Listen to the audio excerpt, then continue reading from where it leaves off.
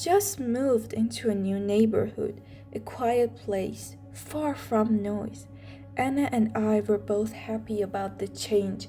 Our house was an old, beautiful place, tucked into the corner of the street. Everything seemed perfect, except for one thing I couldn't shake from my mind: the neighbor across the street. He was always at his window. Every time I stepped into the yard, he was there, staring straight at me from behind the glass. Those looks were never normal. His eyes, sharp and emotionless, were always fixed on Anna and me. Anna would joke about how strange he seemed, but I never laughed it off. Something inside me kept whispering that those stares were far from more than a coincidence. While I was busy with work, Anna started exploring the new neighborhood.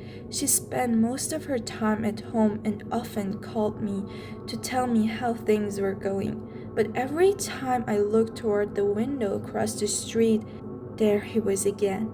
It was as if he never left that spot. Every night when I came home, he was still there, and his stare never changed. One night, when I returned home, Anna wasn't there.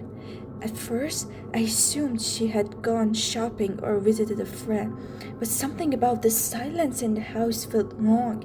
It was too quiet. I thought maybe she was tired and asleep.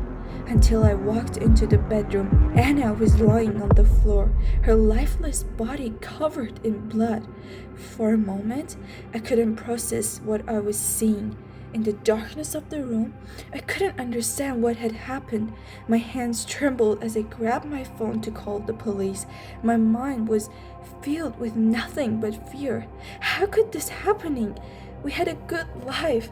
There was nothing unusual between us. The police arrived and began investigating. There were clear signs of forced entry and murder. At first, everything seemed to point toward me. My hands were stained with Anna's blood. They immediately began questioning me. Did you kill her? But I was in shock. No one would believe I could have done this. Why would I? I loved her. As the investigating continued, all the clues seemed to point in one direction: the neighbor across the street. Everything about him suggested he knew more than he was saying. His stare, his presence, even the way he stayed silent when questioned by the police, as if he was holding something back. The evidence seemed to favor the theory that he was somehow involved, or at least he knew what had happened. Just as everything seemed to be leading toward the neighbor, the police announced they had found new evidence regarding Anna's death. Since the neighbor had never been officially accused, the police revealed another trail they had been following.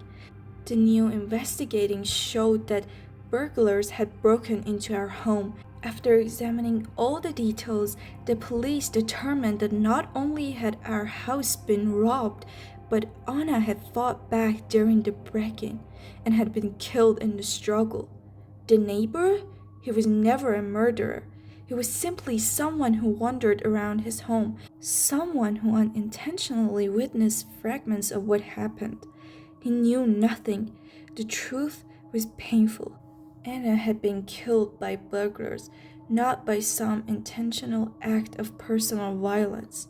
After the police announcement, things should have felt clear. Burglars had targeted our home, and Anna had tragically died trying to defend herself.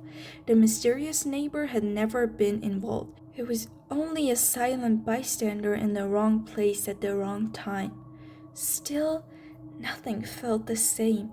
Even after the truth came out, the haunting memories of the previous nights and the image of the man behind the window stayed in my mind. Anna was gone, and I was felt alone with a life shattered by what had happened. My life never returned to normal. In this neighborhood, nothing ever felt familiar again, and the questions continued to echo in my mind. Neighbor?